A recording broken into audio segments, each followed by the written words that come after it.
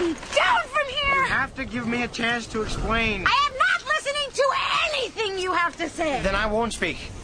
Just let me show you.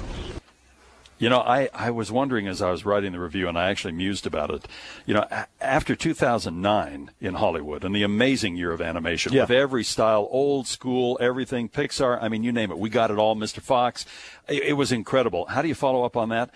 Well, you know, for 2010, How to Train Your Dragon, not a bad start. I thought that this is just a delightful tale of a young Viking boy. His name's Hiccup. There's a story behind that. Yeah. Who's seen by the village, and more importantly, and kind of sadly by his father, as a less than ideal candidate, a less than perfect. Well, look at him. He's just a little wispy kid. Little wimpy guy and all these great big, Vikings all over the place. Yeah.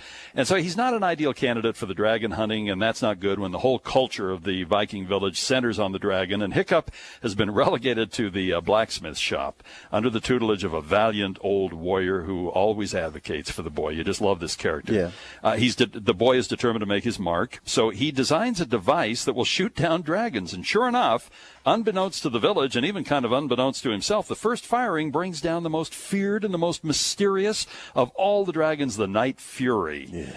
And he doesn't even know this has happened until he's out walking around in the woods. He finds the dragon wounded, still entangled in all the ropes.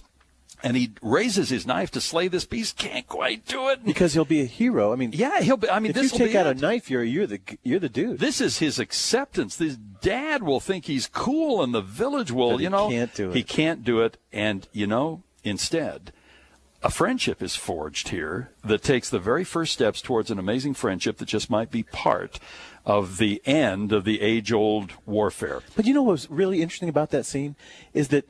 Not only does he free him, but he realizes that I'll probably be eaten now. That's right. I have just freed this animal, and he is ferocious. He will kill me. That's right.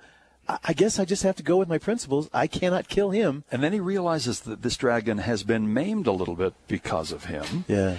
And it's fascinating. And I don't want to get deep into it and make it some Freudian thing, but there are all kinds of really cool messages in this. How to Train Your Dragon.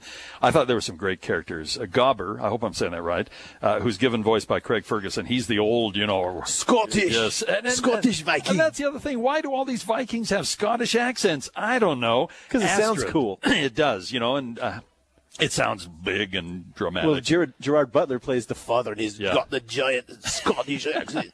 Astrid, voiced by America Ferrara, is a tough young Viking girl who more than holds her own as a dragon fighter and also comes to appreciate these creatures when her curiosity leads her to follow Hiccup. I mean, why all of a sudden is this guy magic around dragons? He's like the dragon whisperer. Yeah, he is. And, he'll just go up and he'll just touch their little noses and they roll over for their bellies to be scratched.